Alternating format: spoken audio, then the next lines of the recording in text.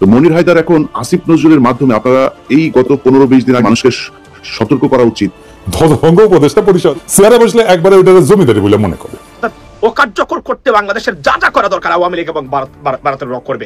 আসিফ নজরুলের অদক্ষ যারা উপদেষ্টা রয়েছেন তাদের কারণেই কিন্তু এই ডক্টর ইউনূস সরকারটা বিতর্কিত হচ্ছে। আসসালামু আলাইকুম সম্মানিত প্রিয় দর্শক, আজকের খুবই গুরুত্বপূর্ণ একটি ভিডিওতে আপনাকে জানাই স্বাগতম।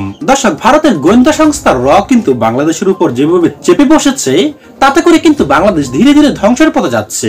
বিশেষ করে সচিবালয় অগ্নিকাণ্ড থেকে শুরু করে 5 তারিখের পর থেকে যত ষড়যন্ত্র হয়েছে বাংলাদেশের বিরুদ্ধে সবগুলোর পিছনেই কিন্তু হাত রয়েছে ভারতীয় গোয়েন্দা সংস্থা রয়ের, যার একমাত্র কারণ হলো রয়ের সদস্য এখনো সরকারের মধ্যে চেপে বসে রয়েছে। এমনকি আজ সরাসরি তার নামও প্রকাশ করেছেন সাংবাদিক ইলিয়াস হোসাইন ভাই। হ্যাঁ দর্শক, আপনি ঠিকই বলেছেন, সাংবাদিক ইলিয়াস হোসেন ভাই কিন্তু আসিফ নজরুলের দিকে ইঙ্গিত করেছেন। এমনকি সামনে আরো কি কি ষড়যন্ত্র মোকাবেলা করতে হবে বাংলাদেশকে সেগুলি কিন্তু আজকে তিনি প্রকাশ করেছেন। তাই দর্শক, অনুরোধ করব ভিডিওটি একটুকু না টেনে সম্পূর্ণ দেখবেন, তবে আপনি কিন্তু বিষয়টি ভালো করে বুঝতে পারবেন। তবে চলুন দর্শক, আর দেরি না করে এবার আমরা ভিডিওর মূল আলোচনায় চলে যাই। আরেকজনের বিষয় বলে রাখি, বাংলাদেশের আমার এই ভিডিও যারা দেখছেন আপনারা সবাইকে একটা মেসেজ দিয়ে রাখেন। মনির হায়দার হচ্ছে এই জন্ম থেকে ডিজিএফআই এর সোর্স। পুলিশের যেমন সোর্স থাকে, এই মনির হায়দার হচ্ছে ডিজিএফআই এর সোর্স। আর মনির হায়দারের সোর্স আবার হচ্ছে গিয়ে শাহেদ আলম। তো মনির হায়দার এখন আসিফ নজরুলের মাধ্যমে আপনারা এই গত 15-20 দিন আগে কর্নেল মুস্তাফিজের একটা ভিডিও দেখেছেন, সেই ভিডিওতে আলোচনাগুলো এসেছে। আমি সময় পাই নাই, যে কারণে এটা নিয়ে নতুন আলাদা কোনো ভিডিও করতে পারি নাই। এটাও নিয়ে মানুষকে সতর্ক করা উচিত যে মনির হায়দার কর্নেল মুস্তাফিজকে ডেকে নিয়ে গিয়েছে নিউ ইয়র্কে এক নদীর পাড়ে।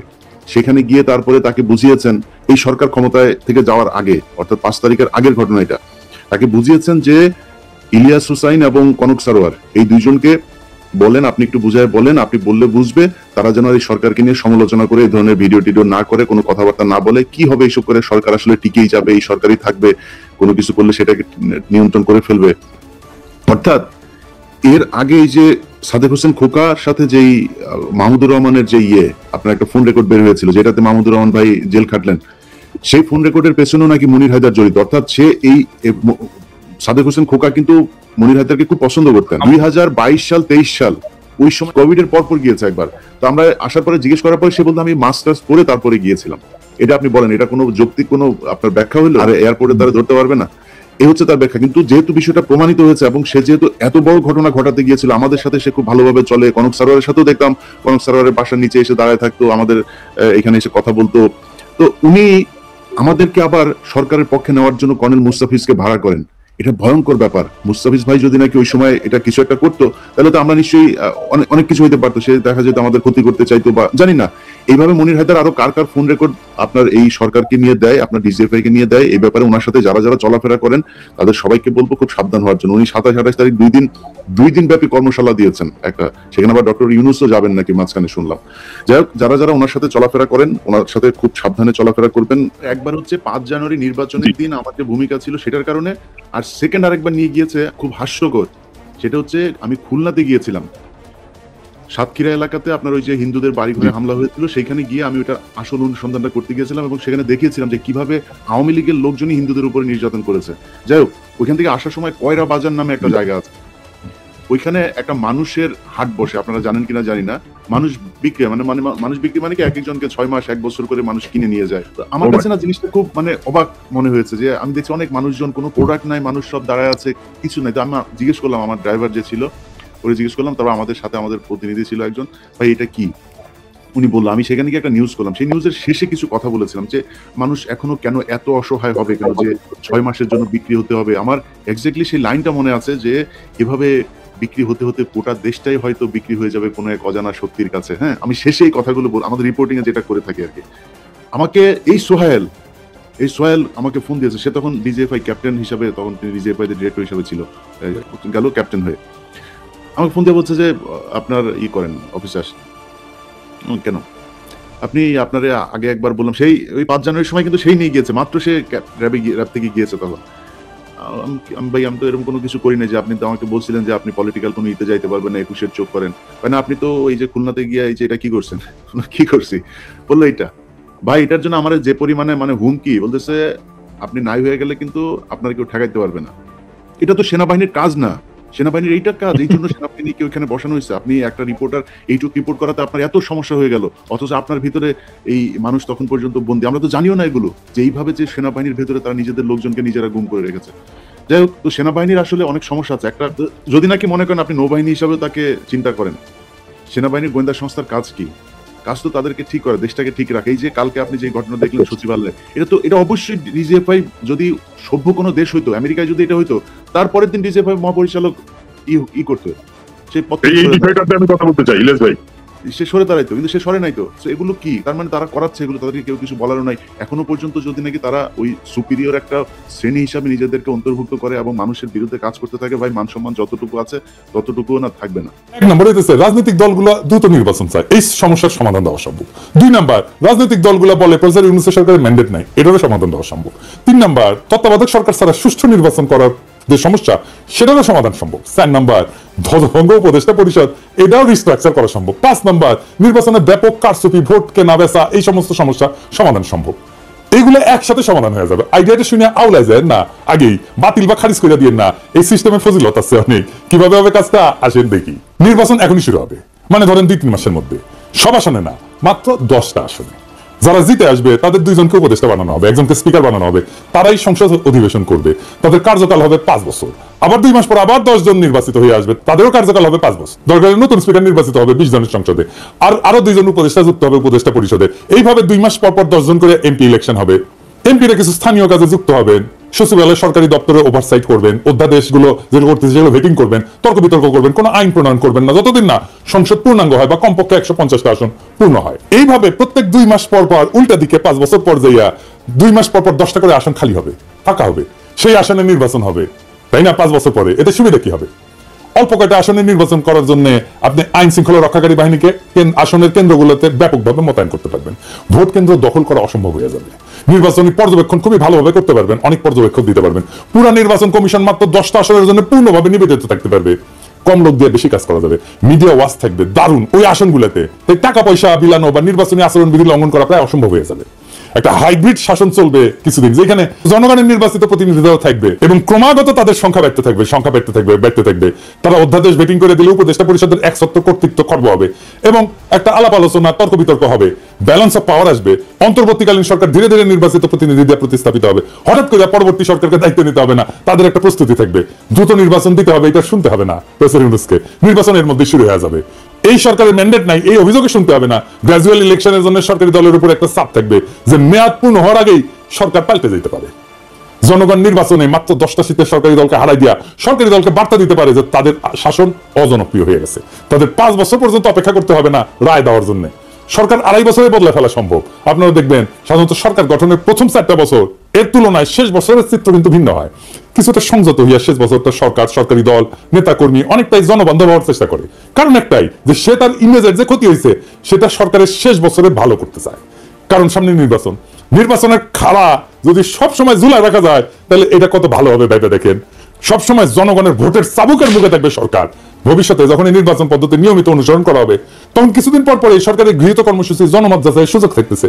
প্রতিনিয়ত সরকারকে জনগণের কাছে যাইতে হচ্ছে বলে সরকার জনকল্যাণমুখী হওয়ার ক্ষেত্রে সচেষ্ট থাকবে।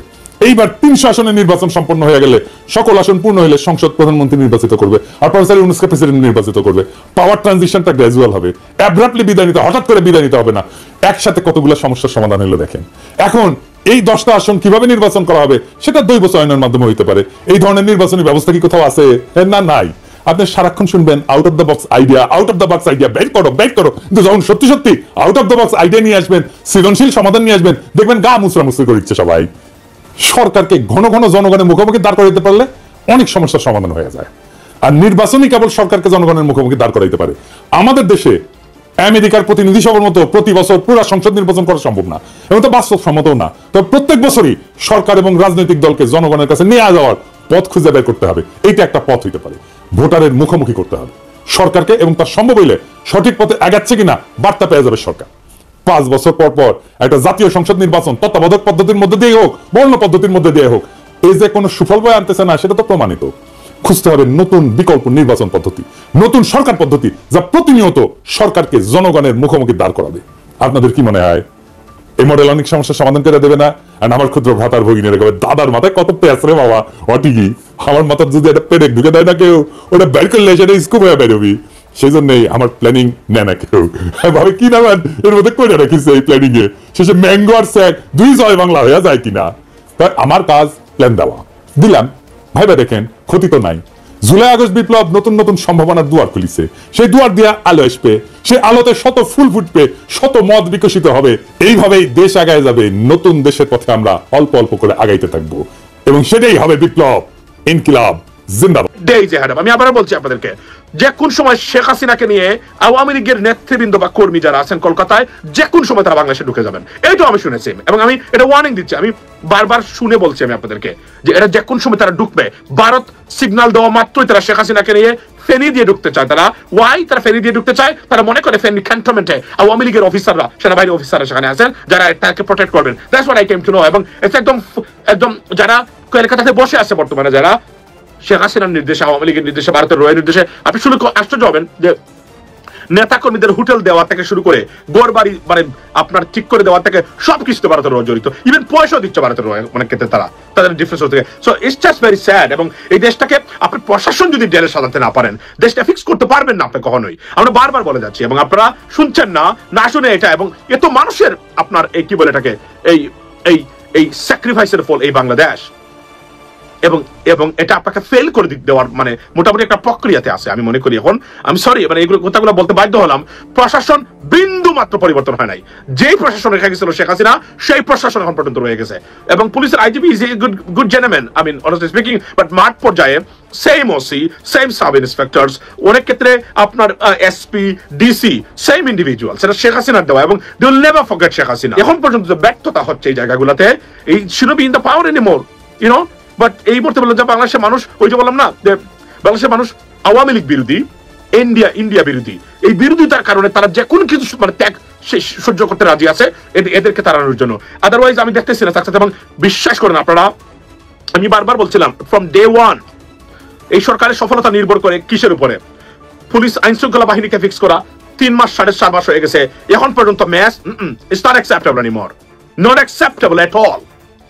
বিদ্যুতের সেক্টরটা আপনারা ঠিক করবেন, রাস্তাঘাটে আপনারা হাইওয়েতে শৃঙ্খলা ফিরিয়ে আনবেন, আর দ্রব্যমূল্যের দাম কমাবেন। এই 4টা জিনিস ইনশোর করতে পারলে বাংলাদেশের কোনো প্রবলেম হবে না। এই সরকারকে নিয়ে কেউ কোনো কিছু বলবে না, আমি নিশ্চিত করে বলতে পারি। এবং রিজার্ভ এবং অর্থনৈতিক ক্ষেত্রে যে লুটপাট টপ লেভেলে হয়েছে, এটা এই সরকারের আমলে হবে না। কারণ অর্থ উপদেষ্টা এবং আপনার কি বলে এটাকে বাংলাদেশ ব্যাংকের গভর্নর যারা, they are not dishonest, they are honest guy. আসবে না। আজকে যদি বাইডেন অ্যাডমিনিস্ট্রেশন ক্ষমতা থাকতেন বা ডেমোক্রেটসরা ক্ষমতা থাকতো, বিশ্বাস করেন ডক্টর নুরুসকে বলতাম আপনি নাকে তেল দিয়ে 8 মাস পরে ঘুম থেকে উঠবেন না, not a problem, even though you are failed.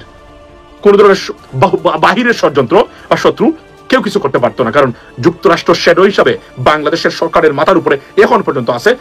They have means India might have. So that's the problem, because India will create all the problem for us. আমি বলছিলাম গতকালকেও যে আমাদের সবচেয়ে বড় দুঃখ এবং দুর্ভাগ্য, ভারতের মতো একটা দেশ আমাদের সত্যিকারের প্রতিবেশী দেশ। This is our problem. This is our ill fate. This is our danger. যাদের ভারতের মতো একটা দেশ প্রতিবেশী নাই, এরা এক বেলা যদি খায়, আমি আপনাদেরকে কনফার্ম করে বলে দিতে পারি আপনার is nothing gonna happen. But because India is our neighbor, problem is right there guys. এবং আপনারা কল্পনা করতে পারবেন এরা কতটুকু ডিস্টার্ব করবে। It is well planned. তো সম্মানিত প্রিয় দর্শক, ভিডিওতে আলোচিত বিষয়গুলি শোনার পর আপনার কি মনে হয়েছে?